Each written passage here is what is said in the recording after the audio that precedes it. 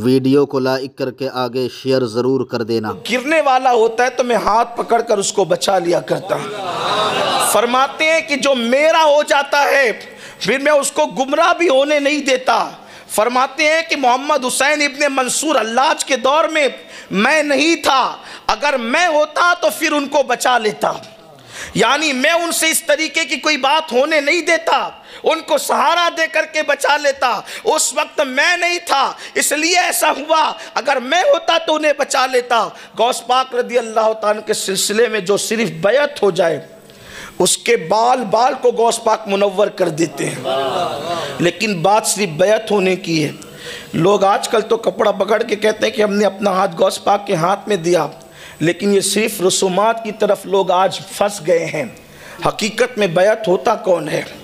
गौस पाक की बैत बेनमाजी रहने नहीं देती, गौस पाक की बैत दिलों में कीना रहने नहीं देती, गौस पाक की बैत ज़बानों से ग़ीबत होने नहीं देती, गौस पाक की बैत ज़िना से बचा लेती है, गौस पाक की बैत गुनाह कबीरा से बचा लेती है।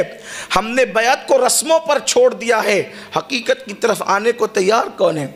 वरना जो हकीकत में मुरीद हो गौस पाक के मुरीद, सिर्फ वो मुरीद नहीं है जो गौस पाक के सिलसिले वाले हैं, जो उनसे मोहब्बत करे सब गौस पाक के मुरीद हैं। इसलिए कि कोई सिलसिला ऐसा नहीं है जहाँ गौस पाक की बरकत ना हो। इमाम कहते हैं मज़रए चिश्त बुखारा वो इराक़ व अजमेर, मज़रए चिश्त बुखारा वो इराक़ व अजमेर, कौन सी किश्त पे बरसा नहीं झाला तेरा। और किसने गौस पाक की शान बयान नहीं की? गौस पाक का मकाम किसने बयान नहीं किया? महबूब इलाही आबरू सिलसिले चिश्तिया सुल्तानुल मशाइख सैयदना निज़ामुद्दीन औलिया फ़वाइदुल फ़वाद में आपके जो मलफूज़ात है उसमें बात मौजूद है। फरमाते गौस पाक की शान ये है, गौस पाक की शान ये कि उनकी चौखट पे पड़े रहने वाले कुतुब और अब्दाल होते हैं, पड़े रहने वाले। महबूब इलाही अपने मलफूज़ात में फरमाते हैं कि एक शख्स जिसके हाथ पैर मफलूज हो गए थे, हाथ पैर पे फालेज हो गया था, तो वो दरवाज़े पे पड़ा हुआ तौबा तौबा कर रहा था। वो शख्स अंदर एक मुरीद आता है और आकर कहता है सरकार आपके दरवाज़े पे जो शख्स पड़ा है काबिल रहम उसकी हालत है, उसको माफ़ कर दें। फरमाया कि जा, अभी उसकी माफ़ी नहीं होगी। उसने तकब्बुर किया, कहा सरकार आप उसकी सिफारिश करें, उससे तौबा की तौफीक मिले। गौस पाक ने अपने मुरीद से मैं पहचानता ये कौन है, ये जो दरवाज़े पे पड़ा तौबा तौबा कर रहा है, पहचानता है कौन है? कहा नहीं, कहा ये अपने वक्त का अब्दाल है, अब्दाल। और अब्दाल किसको कहते हैं? हमारे उलमा जानते हैं अब्दाल किसको कहते हैं। अल्लाह के रसूल अलैहिस्सलाम फरमाते हैं बारिश अब्दालों के सदक़े में बरसती है, बकरियों के थनों में दूध अब्दालों के सदक़े में आता है, अनाज अब्दालों के सदक़े में उगता है, उम्मत की आई हुई मुसीबत अब्दालों के सदक़े में टलती है। अब्दाल विलायत की वो किस्म है कि अगर उनका वजूद ख़त्म हो जाए तो ज़मीन ख़त्म हो जाए, क़यामत कायम हो जाए। और वो अब्दालों में से एक अब्दाल गौस पाक की चौखट पे पड़े हुए तौबा तौबा कर रहे हैं। फरमाया सरकार ये अब्दाल है। और बयान कौन कर रहा है? हज़रत महबूब इलाही बयान कर रहे हैं इसको फ़वाइदुल फ़वाद में, और औलाए संजर इसको लिख रहे हैं कि वो अब्दाल चौखटे गौस पाक पे पड़ा तौबा तौबा कर रहा है। कहा सरकार इसका ये हाल क्यों हुआ? फरमाया मेरी बेअदबी करने से हुआ। फरमाया मेरी बेअदबी करने से हुआ। कहा क्या बेअदबी कर दी? कहा कि 3 अब्दाल हवा में उड़ते हुए जा रहे थे, 3 अब्दाल हवा में उड़ते जा रहे थे। जैसी मेरी खानका मेरा मदरसा आया, एक अदब से इधर हट गया, दूसरा अदब से उधर हट गया कि शेख अब्दुल कादिर जिलानी की खानका आ गई।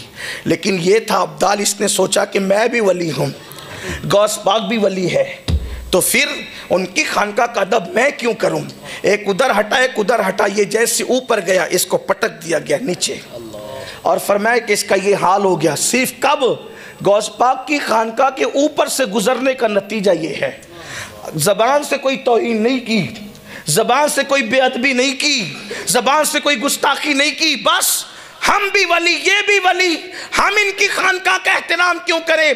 गौस पाक फरमाते पटक दिया गया, अहवाल सल्ब कर लिए गए।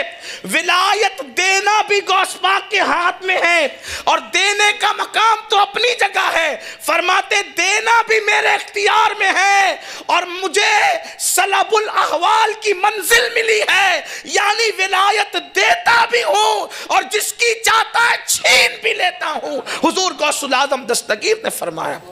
मुजद्दिद अल्फसानी शेख अहमद सरिंदी फरमाते हैं कि कोई वली जो तकदीर नहीं बदल सकता, तकदीर की मुख्तलिफ किस्में हैं, उसकी तरफ नहीं जाता।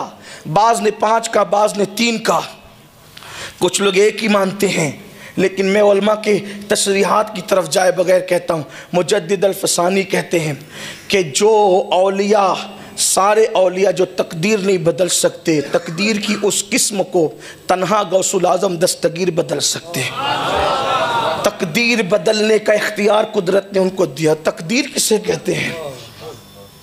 तकदीर किसे कहते हैं? कुरान कहता है ला तब्दील लिकलिमातिल्लाह, अल्लाह के कलमात बदलते नहीं, लेकिन जो महबूब होते हैं उनकी शानें क्या होती है।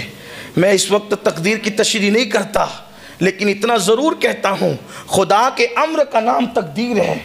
और गौस पाक कहते हैं, मुजद्दिद अल्फसानी ने लिखा, उसको बदलने का इख्तियार अल्लाह तबारक व तआला ने गौसुल आज़म दस्तगीर को अता फरमाया। बात दूर ना निकले, अपनी गुफ्तगू को इख्तिताम की समेटते हुए आगे बढ़ते हैं कि गौस पाक के सिलसिले में जो मुरीद हो जाए, कादरी हो जाए, उसके बाल बाल को गौस पाक मुनव्वर कर देते हैं। कादरियों की शान बड़ी अजीम है। फरमाया मरने नहीं देता अपने मुरीद को जब तक मेरा मुरीद तौबा ना करे। और फरमाते हैं, सुल्तान बाहू ने लिखा इसको, सुल्तान बाहू लिखते हैं, गौस पाक के मुरीद पे जो जुल्म करे, गौस पाक उसकी 7 पुश्तों को तबाह कर देते हैं। लोग क्या समझते हैं? सरकार गौसुल आज़म दस्तगीर की शान लोगों को क्या पता है। सुल्तान बाहू जैसा वली कहता है 7 पुश्तों को, किसको सताने पर? मुरीद को सताने पर। जिसके मुरीद को सताने पर ये हाल है, उनकी आल को सताने का अंजाम क्या होगा। और उनके आल की सताने के अंजाम की लोगों को इत्तला नहीं है, तो उनके आबा व अजदाद को सताकर उनका दिल दुखाने का अंजाम क्या होगा। लोगों पर मुसीबतें यूं ही नहीं आती। सरकार गौस पाक फरमाते हैं, मुरीदी ला तखफ वाशिन फइन्नी, मुरीदी ला तखफ वाशिन फइन्नी अज़ूमुन कातिलुन इंदल क़िताली। सरकार गौस पाक की शान तो बहुत बड़ी है। मुझे एक बात याद आ रही है, 2 बातें अर्ज़ करूँगा और शायद वक्त मुकम्मल हो जाएगा। गौस पाक बहुत बड़े हैं, उनकी शान का तो कोई अंदाज़ा ही नहीं, लेकिन उनकी चौखट पर सिर्फ बैठ जाने वालों की क्या शानें हैं, उनकी चौखट पे जो बैठ जाए उनकी शानें क्या है। एक मरतबा का वाक़या है कि गौस पाक के यहाँ 40 साल तक शेख मोहम्मद नाम के एक शख्स थे, कोई पढ़े लिखे नहीं थे। शेख मोहम्मद नाम के एक शख्स थे, पढ़े लिखे नहीं थे। खानका में लोग बहुत कसरत से आते थे, तो एक साहब थे जो जूते संभालते थे, और ये शेख मोहम्मद नाम के साहब लोटे में पानी भरकर लोगों को लोटे से वज़ू कराते थे। 40 साल तक ये खिदमत अंजाम दी, लोगों को लोटे से वज़ू कराना। गौस पाक के आते थे लोग, खा पी करके जाते थे। अब ये लोग सब बैठते थे बाहर, इनकी ड्यूटी थी लोटे से वज़ू कराना, इसलिए उनको लोटे वाले शेख कहते थे, लोटे वाले बाबा।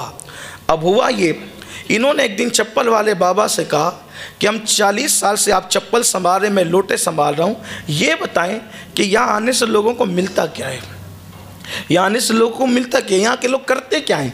तो कहा कि भाई लोग आते हैं, खाते पीते हैं गौस पाक का लंगर और चले जाते हैं, और क्या बात है यहाँ। अब जिसका जितना ज़र्फ़ हो वो उतनी बात करता है, जिसकी जितनी निगाह वो उतनी बात करता है। वो चप्पल संभालते थे, ये लोटे संभालते थे, पानी से वज़ू कराते थे। एक दिन इनका माइंड बना, जहन बना, यार 40 साल से यहीं पड़े हुए हैं, थोड़ा चलते हैं, ज़रा हम भी सैर व तफरी करते हैं, घूम फिर करते हैं, ज़रा हम भी ज़रा ज़िंदगी के मज़े लेते हैं। 2 लोग आए, इन्होंने इत्तला दिए बगैर दोनों को कहा कि हम आपके साथ चलने के लिए तैयार हैं। उनको पता नहीं था ये गौस पाक के नौकर हैं और गौस पाक की चौखट पे लोगों को वज़ू कराते हैं, उनको ख़बर नहीं थी। वो दोनों वली थे, और कौन से वली? अख्ताब थे, अख्ताब कुतुब थे वो। और कुतुब वो होता है जिसको अल्लाह ताला उसके शहर का निज़ाम संभालने की ड्यूटी अता करता है। ये अख्ताब की किस्म, औलिया अल्लाह की कई किस्में, एक किस्म उसमें से कुतुब है। ये दोनों कुतुब थे। इन्होंने लोटे वाले शाह को साथ लिया और साथ लेकर के चले। अब गौस पाक यहाँ तो बड़ी नज़ाकत से पलते थे, क्योंकि लंगर 24 घंटा जारी रहता था। बड़े नाजों से पले हुए थे, खाते पीते थे। थोड़ी दूर चले तो भूख लगी। उन्होंने दोनों कुतुब से कहा भाई हमें भूख लगी है। हम खाने पीने वाले लोग नहीं हैं, चलना हो तो चलो वरना वापस जाओ या रुक जाओ। तो इनको एहसास हुआ कि भाई अब थोड़ी देर तो चल चुके, चलना चाहिए। 24 घंटे चले, फिर कहा भूख बहुत लगी है, रहम करो। तो उन्होंने मुसल्ला बिछाया। एक साहब ने 2 रकअत नमाज पढ़ी, और जब 2 रकअत नमाज पढ़ी तो दुआ की। दुआ के बाद आसमान से दस्तरखान आया और तीनों ने मिल के खाना खाया, सहर हो गए। खाना आया तो नींद आई, पेट भरा तो नींद आई। कहा थोड़ी देर सो लें, काम सोने वाले लोग नहीं है, चलना हो तो चलो वरना रुको। मजबूरन चल पड़े।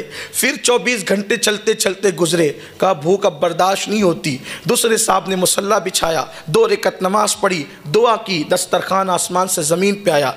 वीडियो अगर अच्छी लगी हो तो लाइक करके आगे शेयर ज़रूर कर देना, क्योंकि सैयद अमीनुल क़ादिर साहब की तकरीर सुनकर बहुत सारे लोग अपने सगाइर कबाइर गुनाहों से सच्ची तौबा करके अल्लाह रब्बुल इज़्ज़त की इबादत करने में लग जाते हैं, और फिर वो दोबारा गुनाह नहीं करते हैं, अपनी ज़िंदगी को नेकी में गुजारते हैं। अगर आपके शेयर करने की वजह से अगर किसी शख्स ने भी, एक शख्स ने भी अगर तौबा कर ली और उसने तौबा करने के बाद अपने तमाम गुनाहों को छोड़ दिया और वह अल्लाह की इबादत करने लगा, तो इंशाअल्लाहुल अज़ीज़ उसका सवाब आपको भी ज़रूर मिलता रहेगा जब तक वो इबादत करता रहेगा। क्योंकि सैयद अमीनुल क़ादिर साहब की तकरीर सुनकर लोग अल्लाह और उसके रसूल सल्लल्लाहु अलैहि वसल्लम के दीवाने बन जाते हैं। तो आपसे गुजारिश है कि वीडियो को लाइक करके अपने दोस्त अहबाब के साथ ज़रूर शेयर कर दिया करें। अल्लाह हाफिज़।